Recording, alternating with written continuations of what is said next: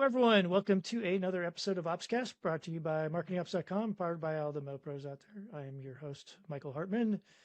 With the first one we're recording in 2026, which is hard to believe. So thanks to everyone for that. We'll be talking about our 5-year anniversary soon, too. So anyway, to get things kicked off, today's conversation challenges a deeply held assumption that marketing should live in its own lane. My guest today, Ivelisse Arroyo, is a marketing operations leader, executive advisor on go-to-market operations, who has made it her mission to bridge marketing ops, RevOps, and broader business operations. She has a background in accounting and deep experience in manufacturing and healthcare insurance. She approaches marketing from a business-first perspective, one that connects sales, marketing, payments, onboarding, and operations into a single system. We're going to explore what it would look like if marketing were more embedded throughout an organization, not as a service department or cost center, as some people call it, but as a core business capability. So, Ivelisse, welcome to the show, and thanks for joining for the first time have someone from the Caribbean. I'm so excited to be the first one. Thank you so much for having me, Michael. Yeah, how did I do? Did I get your names pronounced right? You got it perfect. All right. Passable is my goal, actually. So, well, anyway, hey, thanks for joining again. All right, so let's just dive right in. So you've described when we talked before that connecting marketing ops and business ops is a mission, kind of mission critical, I think is the way maybe you think about it, not just a service. So where did that idea come from for you, and how did your background in accounting shape that perspective? Well, that came from, it's not as far as what we know about business engineering or business engineering management. It's very similar, the base concept. So it's not that far of what we already know. And it came up because when I started marketing, I started as a content marketer, very far away of administration, accounting, any of it. Doesn't everyone go from accounting to content? Right? I think it's a thing. Maybe it is now. Yes, it is now. So like a few years after, I went myself to work as a consultant in marketing specifically. Mm-hmm. And then my first client happened to be a manufacturing company. And the first thing I noticed within this first 6 months with them is that my work as a marketer was very difficult because customers were coming to social media to complain of things that were happening in the operations of the business. So it was hard for them to keep up with the calls. I mean, marketing was doing their job, everything was going great, but when the customer started to make the calls, it was swamped. The salespeople were swamped. Phone lines were busy. So that became a huge problem, but a good problem, right? A good problem to have. Right? Exactly. So I said, listen, I know you hired me for this specific role, but I think that if we don't fix this, we will have problems to deliver what you want me to do, right? So I came up with a solution, and that's where I stumbled upon marketing operations. Okay. So that's where it all started. So I built a system around it to make sure that customers not only were able to receive what they needed by call, but also by online, and I mean online by their website, but also in social media. So that became a huge help. And so they had different ways of connecting. So I assume that what you're saying is you were doing marketing activities, so you were doing outbound activity, right, promotional stuff. Correct. And the response mechanism was place a call. And so you helped define other channels for them to respond. Is that correct? Yes. Okay. By that time, I remember that Apple, they launched a newly service online for the customers, And that's where I got the idea. Then why don't we do the same thing for our Okay. customers?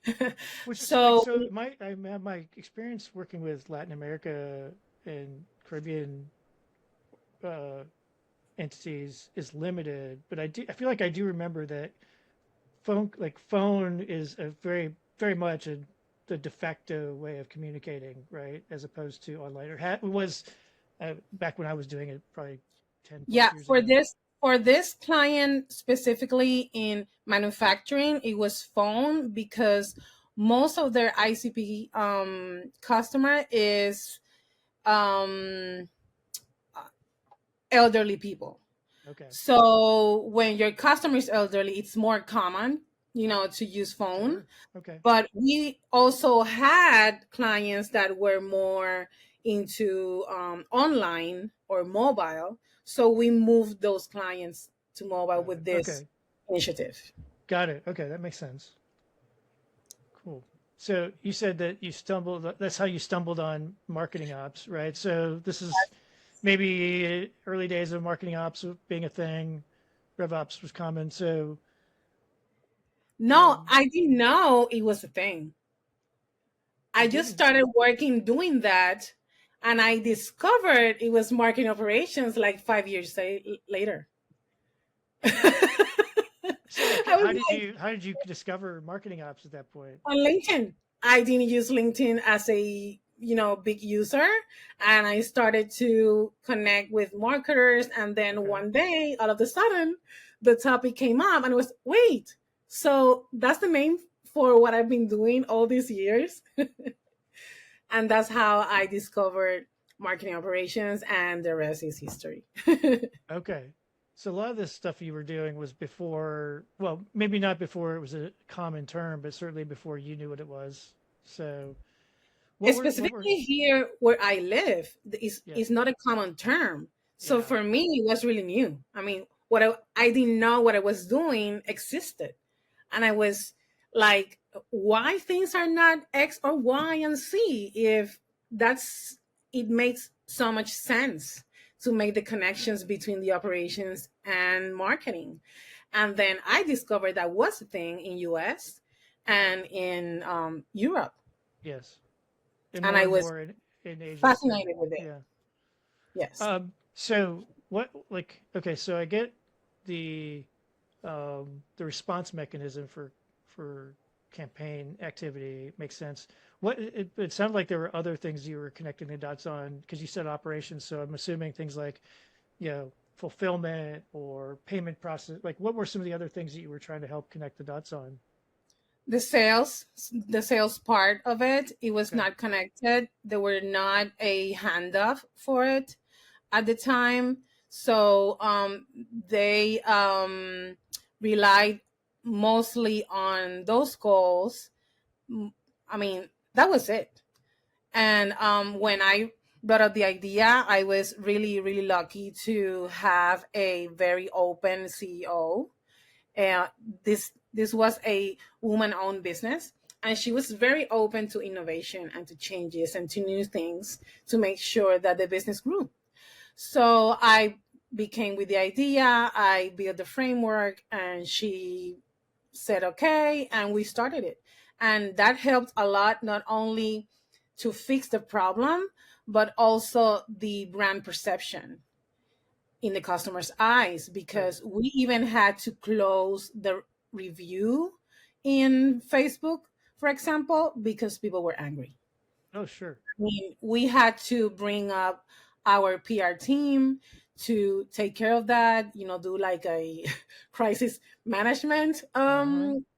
thing, because it was huge. So businesses, they treat marketing without having in mind the consequences of not having a framework that is connected to the operations.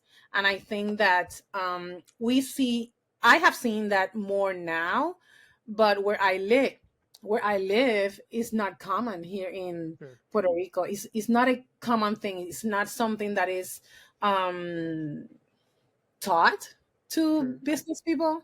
So it's a huge challenge. So when you mentioned the framework a couple of times, so what were some of the elements of this framework that you proposed? And then what I guess I'm also curious, did it, because you said you went to the CEO, and I would assume you needed approval, okay, her to agree to just for change, but were there also costs associated with implementing that framework? Well, is always a thing in businesses. Of course. So to lower the cost, I make sure that I added to my services to help them um, provide customer service online, which was something that they were not used to do, right? Sure. Or they didn't know how to. So we took that part for them, and they provided us with access to their customer platform, and we were able to help customers online, Okay. chatting with them Yeah. directly. Hey, give me your order number. Let's see what's going on. So that's how I did it, and whatever needed the salespeople help, I did the handoff, or my team did the handoff directly with them using email. So we Okay. built like a framework where, okay, if this happens, let's do this. If this happens, let's do this. So I built something simple for them to understand how it will work, and they approved it. They gave us the access, and we were able to mitigate that small crisis we entered with Gotcha. marketing. So but the crisis was you actually generated so much response that you weren't ready to handle it. Correct. They were Okay. not In able the to way handle. that you were typically said, which sounds like what you had was a you know maybe a person or a couple people who answered incoming calls, and they just became inundated. Is that kind of the gist of it? Yeah, well, they took care of calls. We never touched a phone for them. We only took care of clients on Instagram, Facebook, inboxes. That's what we did for them. All the mobile customers, we took them.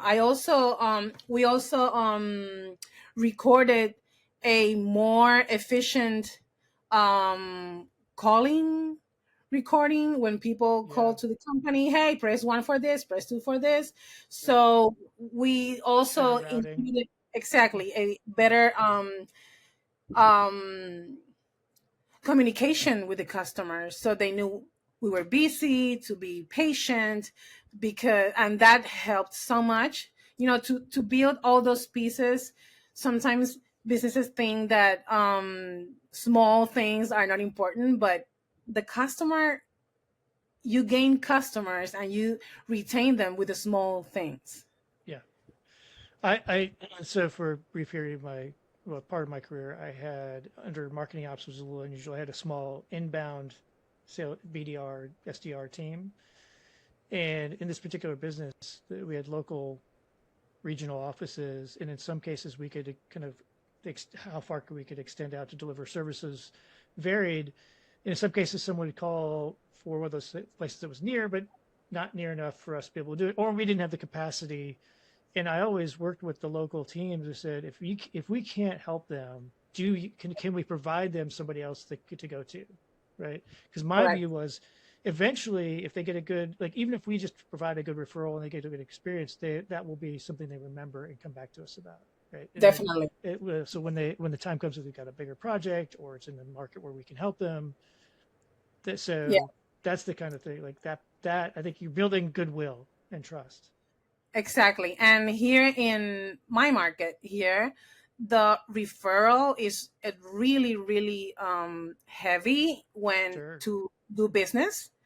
It's less of um, initiative to let me just find. No, it's more of referring. So Yeah. making sure to, the word of mouth, it's good. That's a top Yeah. always. I mean, reputation is so important on that kind of stuff. Definitely. Yes. So when I introduced you, we talked about that you've worked with, and you mentioned this one with marketing, with a manufacturing organization, but you also work with healthcare insurance. So I'm curious, in those two domains, what are the common silos you've seen across businesses in those industries? And then in particular, we've had a guest on recently who's worked in like what we call highly regulated industries. So I think falls in that category for sure. Mhm. Manufacturing depends on what it is, I suppose. But like, what are you seeing things that are unique to those kind of businesses as well? Yes, the unique thing about insurance, same as healthcare, that I've worked also as an overall industry, it's data governance. That's very important when you do marketing on how you collect the data, how much of the data you can collect, who is going to take care of that data, and who Who will has have access to access it? to that. Yeah. Yeah, that's very, very sensitive for that. I'm just curious, so because I don't know. Is it similar in Puerto Rico as it is in, say, the U.S., or is it more like Europe? Similar in which In way? terms of like the level of uh, restrictions on access, collection Yes, and access to data, is it yes, because Puerto Rico is regulated by federal law. So U.S. from federal law? Okay, yeah, US federal law, so we need to follow the same protocols for data governance in healthcare. Yeah, that's a okay, very important thing. yeah. So that makes sense because you got all the it was a HIPAA requirements, right? HIPAA, yes, all that. Okay, Yes, we are liable for that. Every business that does healthcare business in any way, they need to have that. Also, financial institutions, which falls into that same yes, um, category. yeah, yeah. We had somebody in that space too, and the takeaway I had was if you're in marketing or marketing ops, you need to become really good friends with your legal team because they had to review everything before it went out. Correct. And that was I could see how that could slow things down quite a bit. But I there's a think reason for legal it. and your IT team, just keep them as, bring them coffee, treat them nice, you know. There you go. What were some of the other silos you've seen in like manufacturing? I mean, you gave that one example where it sounded like you had marketing was doing one thing, sales team was doing another thing, and then sort of the other part of the business operations and fulfillment was there wasn't a lot of alignment. Is that the common theme, or is there other stuff you see? Well, sales and marketing is always a theme. How separate they can be or they can get. Where there when there is no handoff process, where SLAs are not put in place, that becomes a huge challenge to the outcome of marketing. But that also falls into, again, the operation, the foundation. How do you build your GTM system in order to make sense? Because one of the is not the misconceptions of businesses is that they think that finance has nothing to do with marketing, that operation has nothing to do with marketing or HR. And that's a really huge misconception. I think all the business should have marketing at the center along with the customer. Marketing should be like Core the sun, function. the main function in the middle that helps the entire business, finance, HR,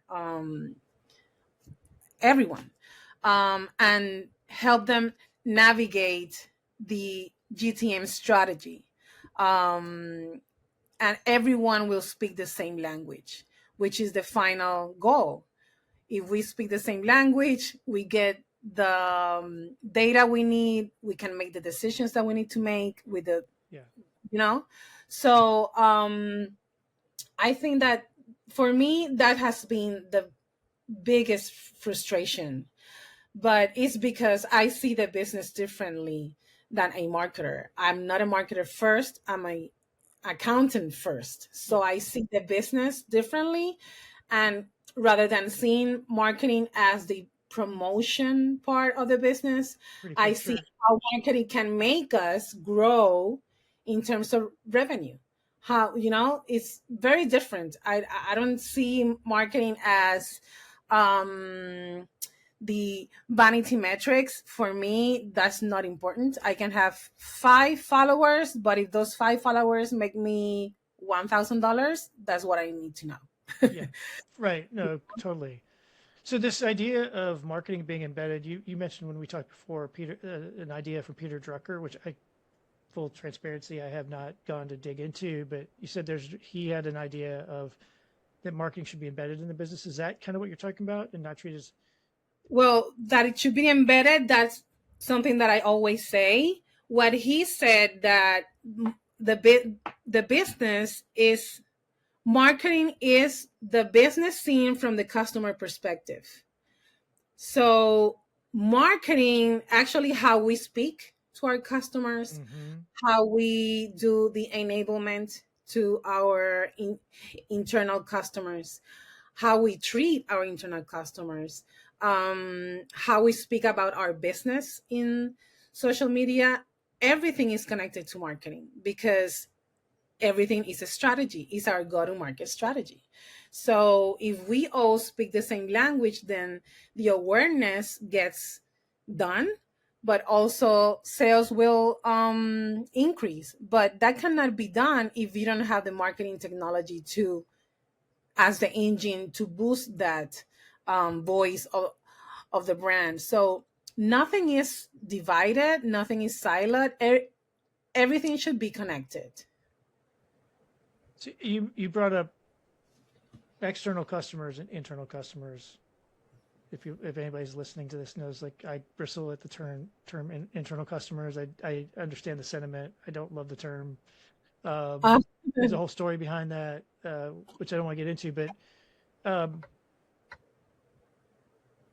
you talked about how that changes the way, like, how does that like come to life in terms of how it impacts how you talked about speaking the same language, which I do think is critical. But how have you seen that, like, where organizations have kind of taken to heart this idea of marketing as a core function is embedded within the rest of the business? How have you seen that translate into actual changes in the way that you're communicating, both with, I'll call it, real customers and internal yes. customers?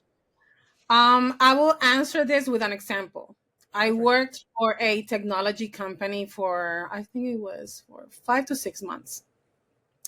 I used to work for an advertising agency, and this technology business was my assigned client. So the challenge that they had, which is the reason they brought me in, is that they wanted to increase the brand awareness for their teams. I mean, internally.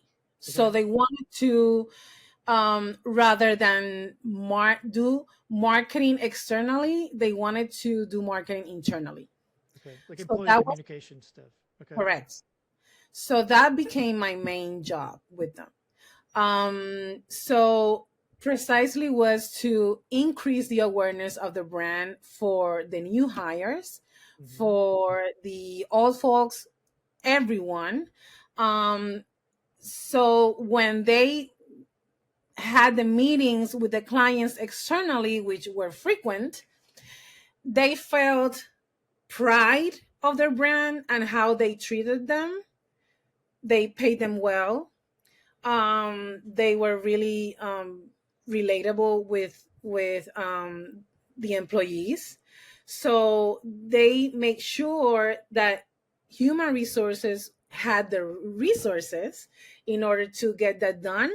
But human resources was a partner with marketing. Yes. So that was amazing. I was able to do even these events that are done by Apple every time that they do a huge Oh, big virtual release. event. Yeah. We did that for them, and it was a huge success. They loved it. They were included. They were able to speak about their experience. We discussed the OKRs in that event and how successful they were. So when customers were helped in the external world, customers were happy. They were Yeah. pleased with the services and how good they were with them. So I does that answer your question? Yeah, I mean, so when if I think of it, what are the results there, right? One is it can improve and accelerate onboarding, right, for new employees to understand, but also then not only that, but because it was rolled out across all the organization, you would also have people not only just having the pride in the company and the product and service or whatever that they had, but also they would be talking about it in similar ways. Now they might take their own sort of slight variance on it, Correct. but it was like there was a consistency that would get there. And then it's interesting the last part about how that also that employee orientation also helped affect how they communicated to prospects and customers. And I immediately thought, because I'm in Dallas, of Southwest Airlines, which I don't know that they've continued to hold on to it as well as they had for a long time. Like a big part of their ethos, cultural wise, was to make sure that the people who are frontline talking with customers had a lot of authority to try to make them happy, and a lot of that was, I think, probably of a similar vein, right? There's leans a little Yes. bit more into And as culture. someone that worked for airlines for 10 years, Yeah, I can tell you for a fact that I worked for American Airlines and American Eagle, and frontline workers were really important for them. absolutely. Always Yeah, trained, always studying the new things for the customer. That's huge. And when you empower your people and they own the brand, that empowers the brand externally, and that's what customers will interact with. yeah, absolutely. I mean, that point of interaction is so critical across all the different kinds of ways it may happen, from marketing to sales, support, collections, right? All of it. Everyone, yes, Um, definitely. so, okay, so since our main audience is marketing ops, RevOps people, you know, kind of two parts to this question, I guess. One is what are you seeing that's happening being done well from a marketing ops RevOps standpoint, where there's some gaps, and then regardless of that, like what do you think that role should be within an organization for RevOps marketing ops to help drive that kind of marketing as a core part of the business forward? I think that what we're doing good, and this is from my perspective, is building the engine. Marketing ops professionals are builders. So they're great in building the engine. The challenge that I have faced personally, and I think many marketing operations folks can relate to, is keeping up with what we need to do to optimize that engine, because you cannot manage the technology plus do the analysis plus do the optimization. I think that um, specializing the industry is a must do.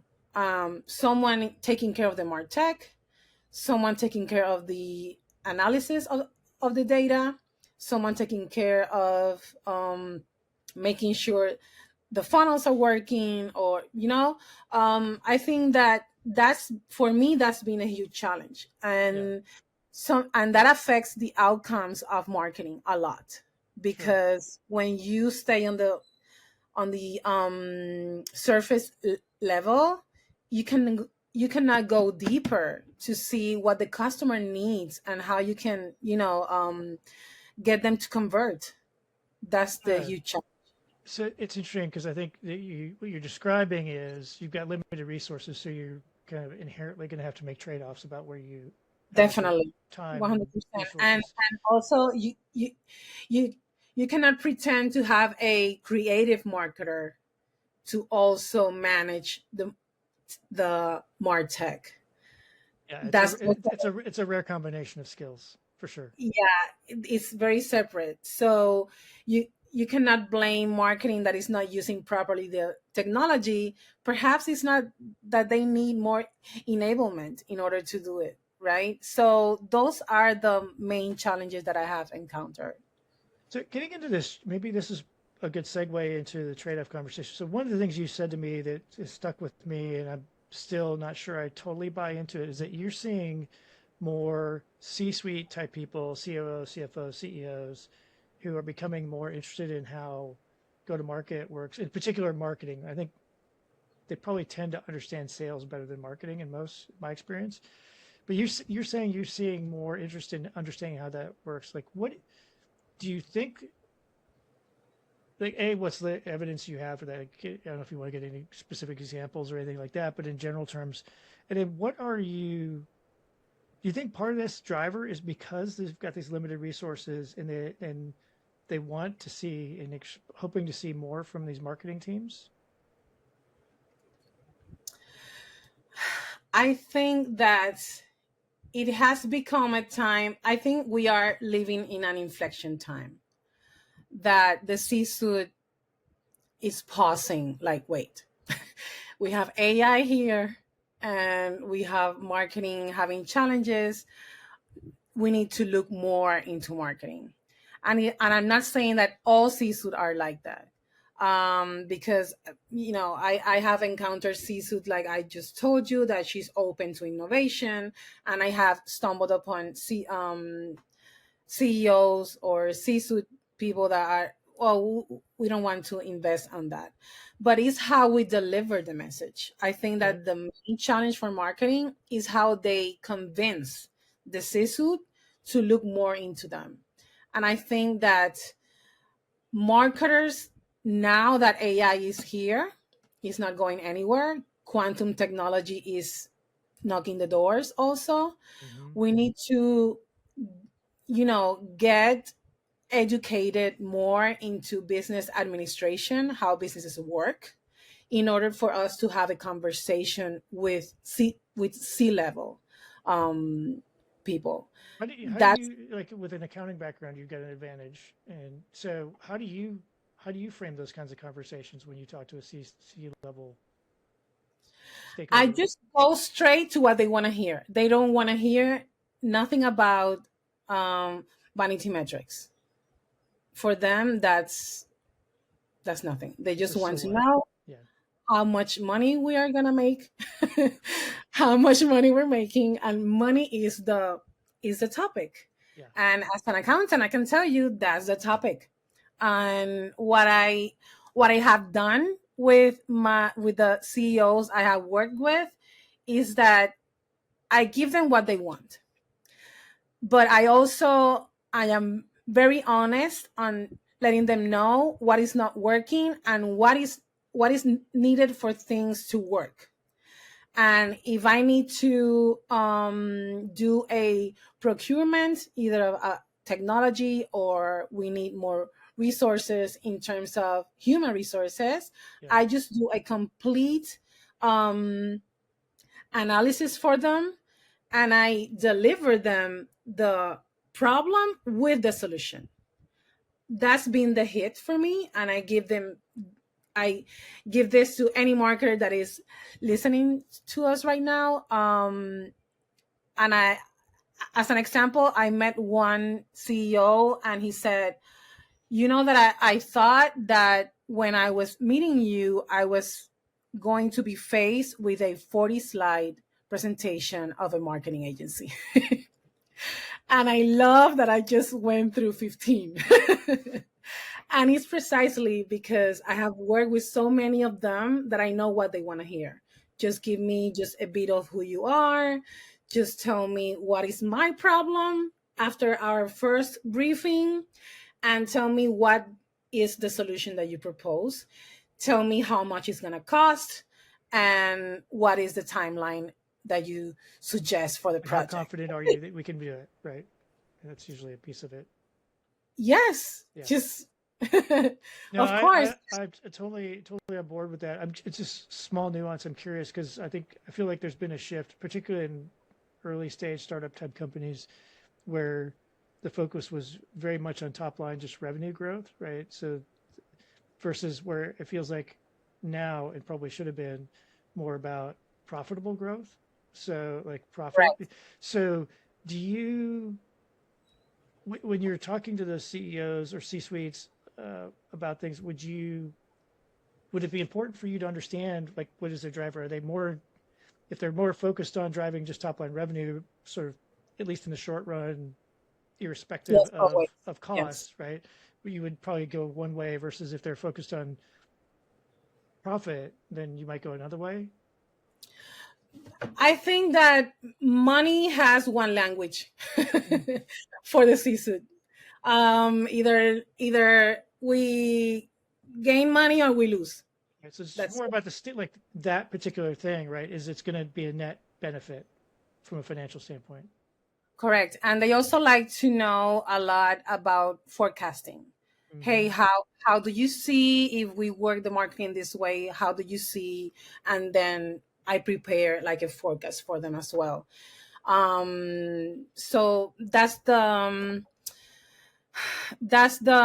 good thing about being a an accountant. I also sit with them monthly, quarterly, and annually to analyze how the marketing campaign's expense relates to the profit that we had. So they send the spreadsheets and I sit with them. Hey, this is what happened. You see, when we started this campaign, and I show them the campaign dates or dates Yeah. that we run it and how it translated into money. So they see that marketing is not just an expense. You are spending this money, you are investing Yeah. in your business, but you are earning this much.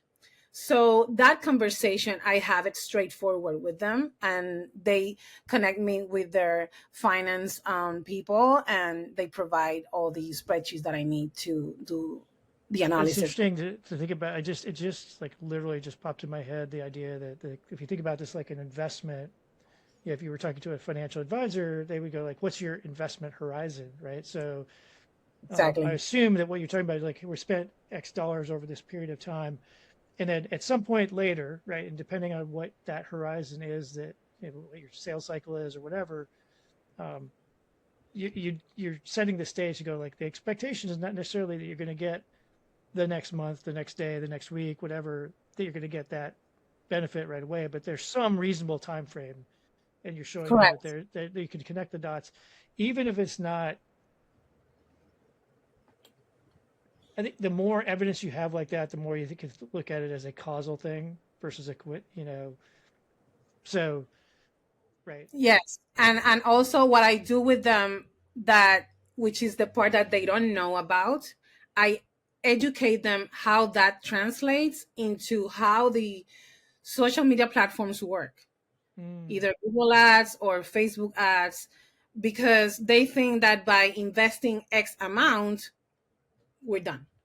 When I need to explain to them, hey, this is the amount that you're spending now, but remember, they work by reach. So if you want to reach more people, you need to pay a little bit more. So I speak to them, okay, by next quarter, think about increasing the budget for ads in social by 25%. And that means that you will need to also increase X% for the server of your website, because the push is going to be higher, right? So it's a complete analysis of the business, not only of marketing or right. finance, marketing operations, everything is thought about. And I provide that analysis to them with the costs and everything. And that's how we get to the numbers and approvals. So I'm curious. So again, kind of thinking about how we could take some of these lessons for our audience and apply them. Maybe this is a bridge here. So you talked about having like thinking about all the just sort of downstream impacts, right? We ramp up what we spend on for reach on social media. We expect more volume to come to our website, so we need to make sure our server is capable. But we need to have enough people to take in the new leads, et cetera, right? So you're thinking through that, which I think is a natural way that a lot of marketing ops, RevOps people think anyway. Yes. The piece that I have not consistently seen with a lot of professionals is going that next level of like, what is the financial component of that, both in terms of costs and benefit. And so I mean, that seems like a pretty obvious, like if you could encourage the audience to start, if you want to have a bigger seat or a bigger influence on that kind of decision making, you need to add that component to your system level thinking.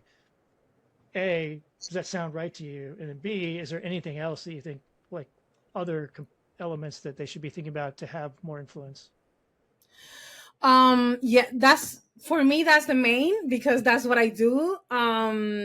Try to translate the financial benefit of marketing, but also if the marketer does not have that knowledge, then invest a bit on that education. Get a course. You don't have to get a bachelor degree in accounting to know that. Just Could they just go spend time, go to their finance or accounting people and and go, sit hey, down would with you them. help me understand how you think about these kinds of things?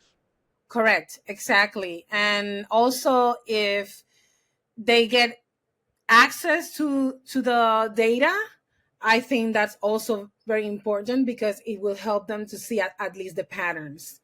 You can see, even though if you're not an accountant or a finance person, you most people are good in seeing patterns. Yeah. So if you see a pattern in numbers and you have the dates there, that's all you need to know. If your campaign ran from 2 weeks, then find the 2 weeks of finance information and then do the analysis. We don't have to go too deep into the finance or more Yeah, and it to doesn't have to get to provide the the level information. of a scientific analysis, right? Yes, exactly. But I think that it gives it gives you more power as a professional, but also more value. So you you make sure that you own your role and that you know the value of your role just by bringing that information, Yeah. because that's good for you to know, hey, we had this kind of revenue this third quarter, but you cut the budget on this quarter, so that's why we fell in results. So you have a way to defend Yeah. your role, Connect those dots, right? connect the dots, Yeah. exactly. And that's the main challenge marketers has always had. Why we get laid off, Yeah. when we are driving the business. Just one. So you talked about forecasting, and it's one that when I coach, especially people who are stepping into a first role of managing a budget or something, forecast. I always tell people like, it. Finance teams loves to know what to expect. Right? They don't Yeah. like surprises, and it's one of the things I've done well in my career is make sure like I can manage that really well. Is that Do you think that's a skill that would be useful? Like how to like thinking about how to manage a budget and be predictable about what you're expecting, being able to explain where there's variances, that. Definitely. And even more if marketing professional are looking to become a CMO, you need to understand that information in order to be at the level of the rest of the C-suite. A marketer without understanding the business is going to, and I'm going to use this word, I don't want anyone to get offended, but it's useless because you need to connect the dots with finance and the rest of your team in order to bring value on your role and how important it is. For me, marketing is the most important role in a business. That's Yeah, my opinion. sure. It should be embedded into the business. So from useless to the top performer, that's have been always my main goal when I get a role. Even if Gotcha. it's as if it's as a consultant, I go in and I become part of the business, and I make sure that the business excels. But the finance part, it's really, Yeah. for me, it's a deal winner or a deal breaker. Yeah. So I love it because this is the mind, like something a drum I've been beating for a while. So like you need to learn enough about finance to have a conversation. I, Yes. I want to shift gears a little bit. So one of the things I think when I think about career stuff for people, right? There's a lot of people get into marketing ops. Some are intentional, most are not. I think in at least historically.